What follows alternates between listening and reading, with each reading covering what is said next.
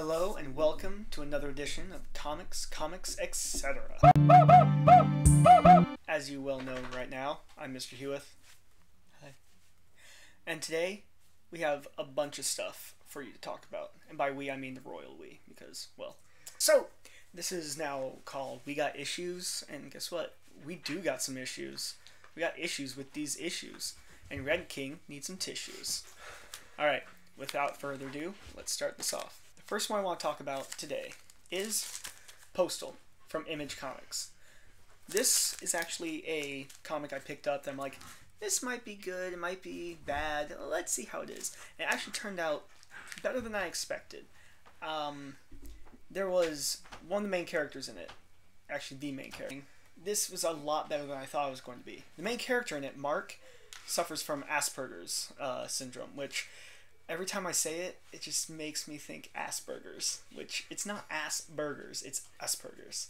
But I like saying Asperger's. It's just a silly way. I mean, it's like, oh, I'm sorry if you have that syndrome, but Asperger's, come on.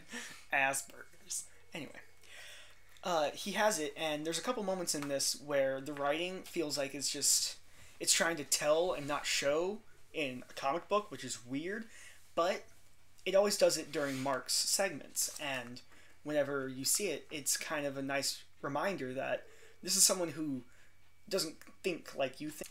Anyway, Postal. It's a nice thriller, has a bit of a twist in it that isn't very twisty, but I think it's a series that's going to do very well.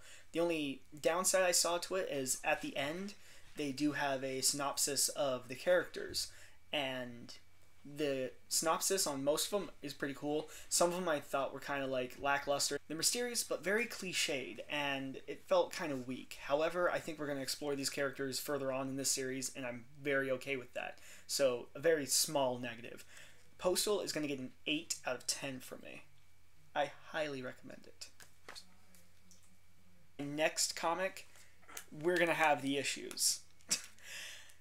It's going to be all new Captain America #1.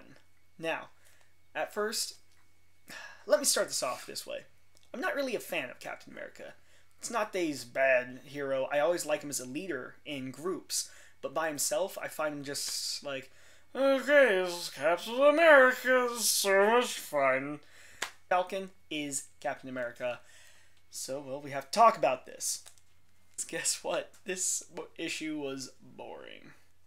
The one thing I really want to talk about in this is the main villain. Now, and it opens up on a villain that looks very much like a scarecrow. And I'm all like, okay, so this is obviously a scarecrow ripoff of, you know, the DC villain Scarecrow. I'm like, okay, as long as they give him like a cooler name, they don't name him in this. So, what I'm getting at is to kick off one of the biggest events in Captain America history. They straight up rip off a Batman villain for his villain.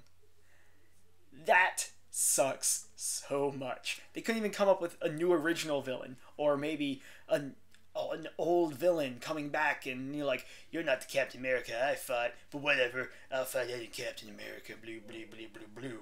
That's why I don't like Captain America, because, I mean, he fights Nazis. And that's it. What else does he fight? Old age. All new Captain America is going to be getting a 5 out of 10 because it was just so lackluster, and the Scarecrow is in it. Alright, for my next one, I want to go over something that, well, you know what? Let's just introduce it. Cluster. Now, I just picked this up, looking at it, I'm all like, this is going to be a good comic to tear apart. Like, I am not really a fan of, oh, we're in space and we have to be hardcore soldiers and do this, blah. Because it's always fun in video games because it's mindless slaughtering of just everything. Look at these guys. They're not Warhammer Space Marines. That's the only cool kind of Space Marine there is. Come on. This was an amazing comic. It totally blew my expectations out of the water. I was like, this is going to be terrible. I opened it up. I'm like, this is kind of interesting. Turn the page. Damn, this is good. I got to the end, and I cannot wait for the next issue. Oh, it's gonna be so good. Cluster is gonna be getting a 9 out of 10. You know, no, scratch that. 9.5 out of 10. I love it. For my next one, I'm actually going to be going back to last week because there's something that wasn't touched on in the last issue. We got issues that I really want to touch on. Vertigo Quarterly. This quarter, it's the black issue. This was an exceptional addition to the Vertigo Quarterlies that I've been reading, and it was just really good. Like, amazing. There's nothing I can say that really stood out, but a bunch of the story really revolved around emptiness and feeling a void or sadness, because black is the color of sadness, apparently. You know, I remember wearing it during high school and middle school, and I was not happy. Vertigo Quarterly, black, is going to be getting an 8.5 out of 10. It was good. Some of the art styles were really good. Some of them were like, eh. But most of them, top notch. If you're not already picking up this series, why aren't you? Please do better.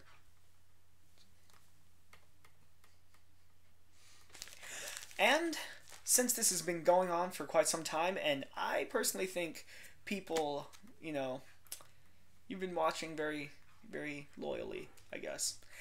And I want to treat you to something really nice. We're going to try and shorten this episode out. This week's Future's End, issue 40, Brainiac Attacks. That was the only cool part. It gets a okay out of eh. And that's all we got for this week. If you like it, you know the B drill. You know, like how stuff, blah, blah, blah. Please, if you have any recommendations that you would like us to start picking up, let us know. We are always looking for more things to read and more things to talk about. And remember who you are, what you are. Don't cause any trouble out there in that world. And remember, dogs bark when you do not play with them. It's a scientific fact. Snitches.